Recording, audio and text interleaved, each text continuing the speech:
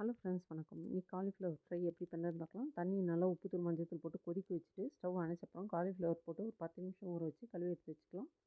2 வரமிளகா, 1/2 டீஸ்பூன் தனியா, 1/2 டீஸ்பூன் சீரகம், 1/2 டீஸ்பூன் சோம்பு, 1/2 டீஸ்பூன் மிளகு, 2 லவங்கம், 1 ஏலக்காய், 2 துண்டு பட்டை, கொஞ்சமாக கஸ்தூரி மேத்தி, காஞ்ச புதினா எல்லாமே போட்டு ட்ரை ரோஸ்ட்டாக வறுத்துட்டு அப்புறம் மிக்ஸி ஜாரில் அரைச்சி எடுத்து வச்சுக்கலாம். பூண்டு பல், இஞ்சி இதுவுமே நல்லா தட்டின மாதிரி அரைச்சி எடுத்து வச்சுக்கலாம். ஒரு சின்ன துண்டு பெரிய வெங்காயம் அதுவுமே நல்லா தட்டின மாதிரி அரைச்சி எடுத்து வச்சுக்கலாம். 3 தக்காளி எடுத்து வச்சுருக்கேன், அதுவுமே விழுதாக அரைச்சி எடுத்து வச்சுக்கிறேன்.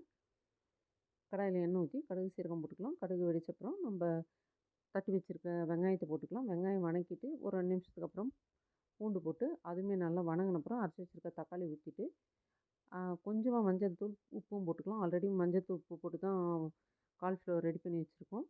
தேவைப்பட்டால் மறுபடியும் போட்டுக்கலாம். நல்லா காலிஃப்ளவர் போட்டு திருப்பி விட்டுட்டு மூடி வச்சிடலாம். அதுக்கப்புறம் தேவையான அளவு தண்ணி ஊற்றி நல்லா வேக வச்சிடலாம். நல்லா வெந்தப்புறம் நம்ம அரைச்சி வச்சுருக்க பொடியை நல்லா தூவிட்டு நல்லா கிண்டி விட்டு இறக்கணும்னா சப்பாத்திக்கு சூப்பராக இருக்கும். தயிர் சாதம், ரசம் சாதத்துக்கும் ரொம்பவே அருமையாக இருக்கும். இந்த மசாலாவோட நீங்கள் ட்ரை கோகோனட் போட்டுக்கிட்டிங்கன்னா கூட டேஸ்ட்டு சூப்பராக இருக்கும். நம்மளுடைய சூப்பரான காலிஃப்ளவர் ரெடி. தேங்க்யூ.